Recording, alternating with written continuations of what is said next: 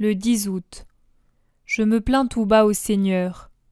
Alors que, comme d'habitude, j'ouvre au hasard l'Évangile ou la Bible, il me fait tomber encore ce matin sur un passage très triste, dans Jérémie au chapitre 9. J'aurais tellement besoin d'un mot d'espoir pour ma pauvre patrie. Je reconnais que nous sommes coupables des fautes dont on nous accuse et pour lesquelles nous sommes punis. Mais l'amour de la patrie me fait souffrir pour les épreuves dont Dieu nous afflige. Jésus me laisse gémir, puis il attire mon attention sur les versets 23 et 24 et sur la dernière phrase du verset 25. Je comprends qu'il va m'instruire sur cela, et j'attends.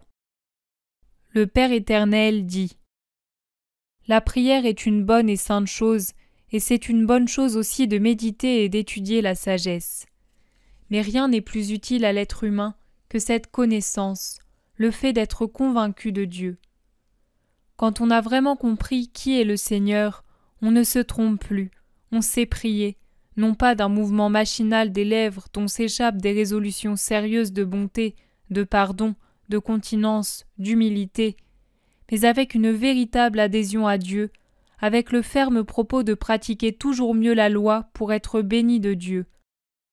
Quand on a compris qui est le Seigneur, on possède pour toujours le savoir, la richesse, la force qui donne la vraie gloire, laquelle ne meurt jamais et plaît à Dieu.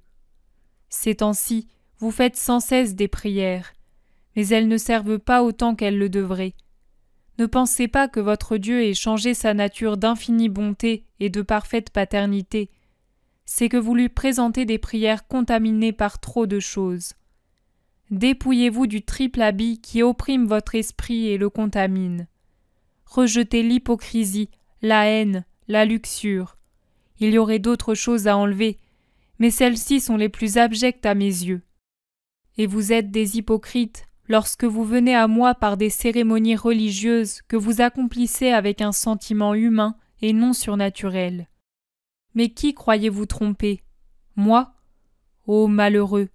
Vous pouvez vous tromper les uns les autres, empruntant un visage religieux, portant même un masque qui cache votre vrai visage irréligieux, car religion signifie obéissance aux souhaits et au vouloir de Dieu, alors que vous lui désobéissez dans les grandes choses comme dans les petites. Vous pouvez vous tromper entre vous, mais vous ne tromperez pas votre Dieu. Que dirais-tu, Maria, et que ferais-tu si quelqu'un t'offrait un bouquet de fleurs flétries ou une assiette de fruits sales ou véreux ? Tu dirais qu'on aurait mieux fait de ne pas te les offrir parce qu'ils te répugnent et t'offensent. Voilà, je dis la même chose de la majorité de vos prières. Vous haïssez, c'est certain, vous haïssez. Et votre esprit est si lourd que vous ne vous rendez même pas compte d'être plein de hargne et d'égoïsme envers tous. Mais que vous ai-je dit ?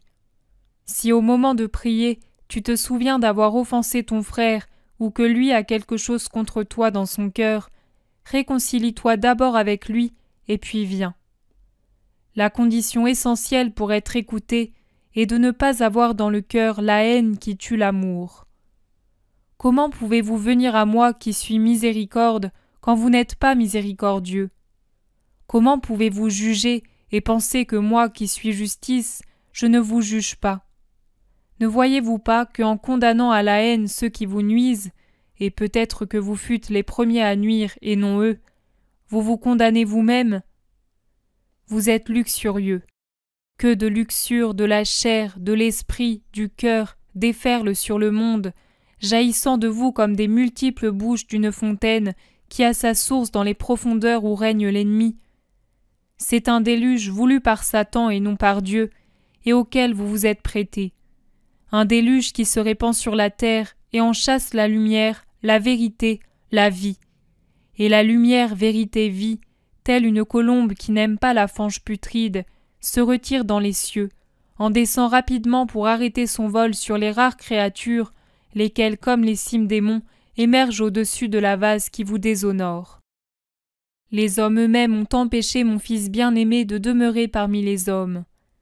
Écoutez-le, vous qui savez encore le faire, vous qui résistez à la vague corruptrice par amour pour nous.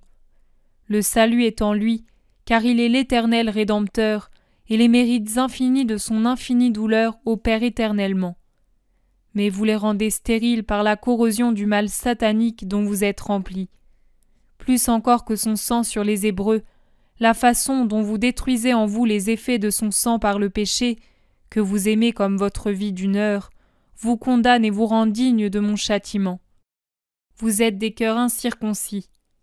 Vous ne voulez pas passer l'anneau de triple pénitence à votre cœur que vous avez enlevé à Dieu et donné à l'ennemi de Dieu et du genre humain. Voici ce qu'il faut pour que j'intervienne, vous repentir et faire pénitence.